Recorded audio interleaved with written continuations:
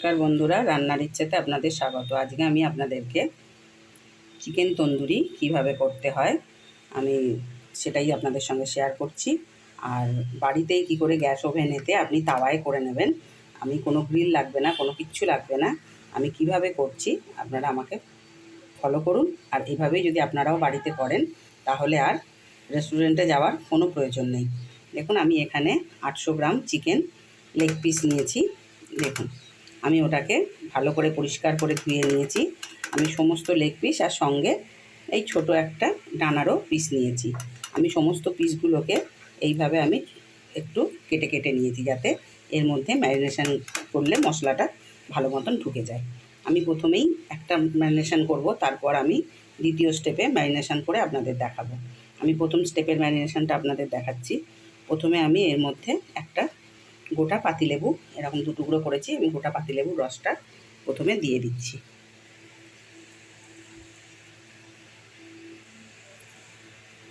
পাতিলেবুটা দেওয়ার কারণ হচ্ছে এই যে চিকেনের যে একটা গন্ধ থাকে, মানে চিকেনের গন্ধ অনেকেই নিতে পারে না, বা যাই হোক একটা আঁশটানি গন্ধ, সেই গন্ধটাও চলে যাবে, আবার চিকেনটা একটু নরমও হয়ে যাবে।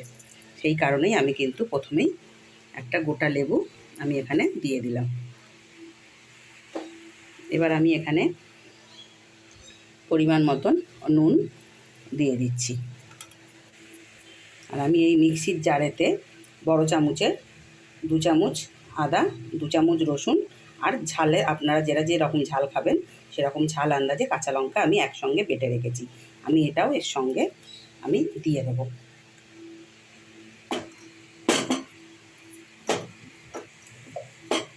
দেখুন, আমি এটাকে এর সঙ্গে ভালো করে একদম মশলাটা, মানে এর আদা রসুনের পেস্ট আর কাঁচা লঙ্কাটা একদম এর সঙ্গে ভালো করে আমি এপিট ওপিট করে সুন্দর করে মাখিয়ে নিচ্ছি, যাতে এর মধ্যে সমস্ত আদা রসুনের গন্ধ বা সব কিছু যেন ভালো মতন মিশে যায়। এভাবে আমি এটাকে মেখে অন্তত 4-5 ঘন্টা আমি রেখে দেবো। তারপর আমি আপনাদেরকে দ্বিতীয় স্টেপে কিভাবে আমি আরেকটা ম্যারিনেশন করব সেটা আমি আপনাদেরকে জন্য এবার দ্বিতীয়বার ম্যারিনেশনের জন্য আমি প্রথমে একটা কড়াইতে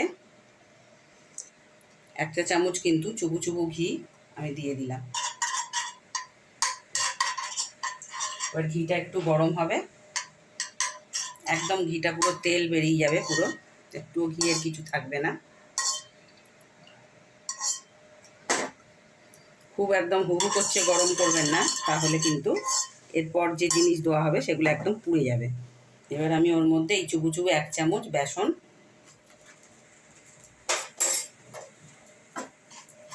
এবার আস্তে আস্তে এই বেসনটাকে এর সঙ্গে কিছু থাকবে না, আর কিছু হবে না, একটা সুন্দর গন্ধ বেরোবে বেসনের থেকে। বেসনটা ভাজা ভাজাও হয়ে যাবে, কিন্তু অতি অবশ্যই গ্যাসটাকে নিভিয়ে দেবেন। আমি এখানে কোনো কালার অ্যাড করব না, আমি এখানে 1 চা চামচ আমি এখানে কাশ্মীরি লঙ্কা গুঁড়ো দিয়ে দিলাম।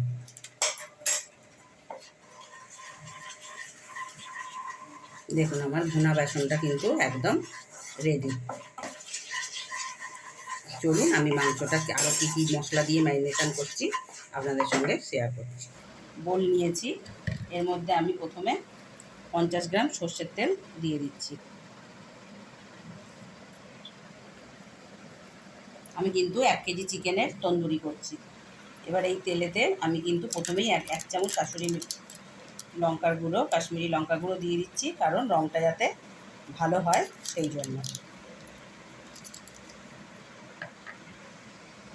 দেখুন, আমার এটা কিন্তু একদম সুন্দর লাল হয়ে গেছে পুরো। এবার আমি এখানে টক জলে একবার কিন্তু টক দই 300 গ্রাম আছে, আমি যেহেতু 1 কেজি মাংস করছি, আমি কিন্তু সমস্ত জল ছেঁকে এতক্ষণ ধরে টক দইটা কিন্তু আমি ছেঁকে রেখেছিলাম। এবার প্রথমেই আমি পুরো টক দইটা দিয়ে দিচ্ছি। এবার টক দইটা দেওয়ার সঙ্গে সঙ্গেই আমি এখানে 1 চা চামচ, এই বড় চামচেরই 1 চা চামচ আমি কিন্তু গরম মশলার গুঁড়ো রেখেছি। এই চামচেরই আমি 1/2 চামচ আমি জিরে গুঁড়ো রেখেছি, আর এই চামচেরই 1.5 চামচ আমি ধনে গুঁড়ো রেখেছি, আর এখানে 1/2 চামচ আমি বিট নুন রেখেছি। এই 4টে জিনিসই আমি একসঙ্গে দিয়ে দিলাম।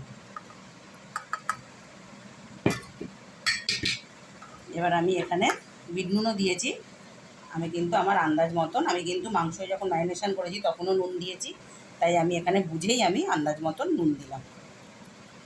আপনারা আপনাদেরটা বুঝেই নুনটা দেবেন যতটা করবেন। এবার দেখুন এটাকে মেশাচ্ছি। এর সঙ্গে আমি এখানে কাসুরি মেথি আমি এখানে একটু তাওয়ায় আমি গরম করে নিয়েছিলাম 1 চামচ, এই চামচেরই বড় চামচেরই 1 চামচ আমি সেটা একটু হাতে গুঁড়িয়ে নিয়েছিলাম। গুঁড়িয়ে নিলে কি হয়, একদম পুরো মিশে যাবে এর সঙ্গে। এবার আমি যে ভুনা বেসনটা তৈরি করেছিলাম সেই ভুনা বেসনটা কিন্তু এর সঙ্গে আমি এবার দিয়ে দিচ্ছি। মশলাটাকে হাত দিয়ে কিন্তু ভালো করে এরকম করে ফেটিয়ে নেবেন। রেডি? এবার আমি যে মাংসগুলোকে আমি আগেই প্রথম ম্যারিনেশন করে রেখেছিলাম, এবার আমি দ্বিতীয় ম্যারিনেশনের জন্য এবার প্রতিটা মাংসতে আমি এরমভাবে মশলা কিন্তু ভালো করে একটু চেপে চেপে সমস্ত মাংসগুলোতে মশলা এপিট ওপিট করে ভালো করে চেপে চেপে যাতে ফাঁকের মধ্যেও ঢুকে যায়। দেখুন আমার প্রতিটা মাংসই আমি মশলা মাখিয়ে নিয়েছি। এবার আমি এটাকে 3-4 ঘন্টার জন্য আমি এমনি টেম্পারেচারের ফ্রিজে আমি রেখে দিচ্ছি। আমি ডিপ ফ্রিজে কিন্তু ঢোকাচ্ছি না। এটাকে একটা ঢাকা চাপা দিয়ে দেবো, দিয়ে আমি ঢোকাবো যাতে এর মধ্যে কোনো হাওয়া প্রবেশ করতে না পারে। আমি একটা তাওয়া বসিয়ে দিয়েছি। এবার এখানে আমি 1 চামচ সাদা তেল বাটার দেব।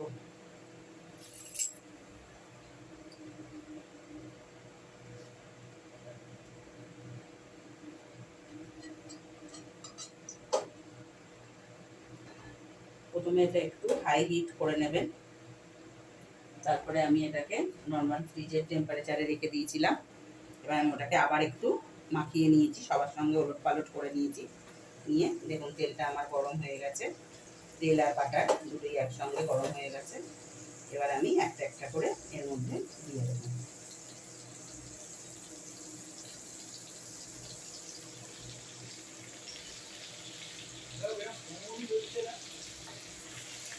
তিন সেকেন্ড আমি একটু হাই হিটে রাখবো, তারপর আমি ওটাকে লো হিটে একটু চাপা দিয়ে দিয়ে আমি ওটা এরকম উল্টে পাল্টে এরকম মাঝে মধ্যে একটু একটু চাপা দিয়ে দেবেন।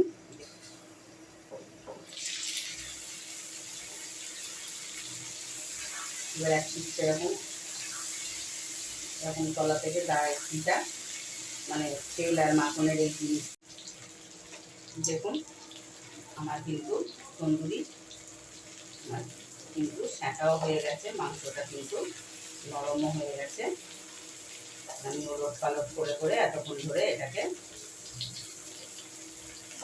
সেঁকে নিলাম। এবার আমি সবগুলো করে আপনাদের সঙ্গে আমি শেয়ার করছি।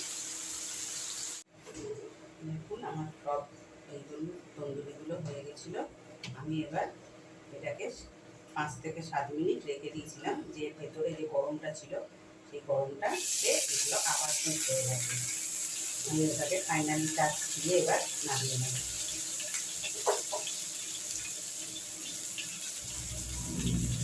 এই যে মশলাটা এক্সট্রা আছে, এই মশলাটাকে একটু হালকা হাতে একটু ডাক করে দেবেন।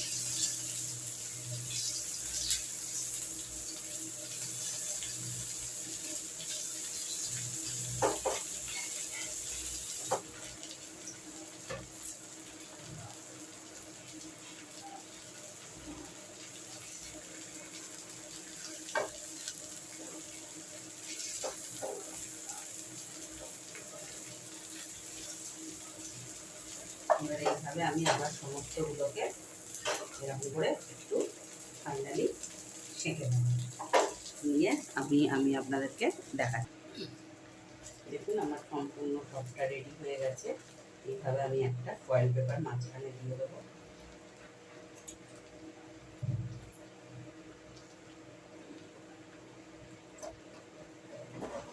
দিয়ে আমি এখানে একটা কয়লা দিয়ে দিয়েছি, তার মধ্যে আমি সামান্য পরিমাণ ঘি দিয়ে এই ধোঁয়া হচ্ছে আমি এটাকে চাপা দিয়ে দেবো। এই যে পোড়া গন্ধ এসে গেছে, এবার আমি আপনাদেরকে সার্ভ করে দেখাচ্ছি।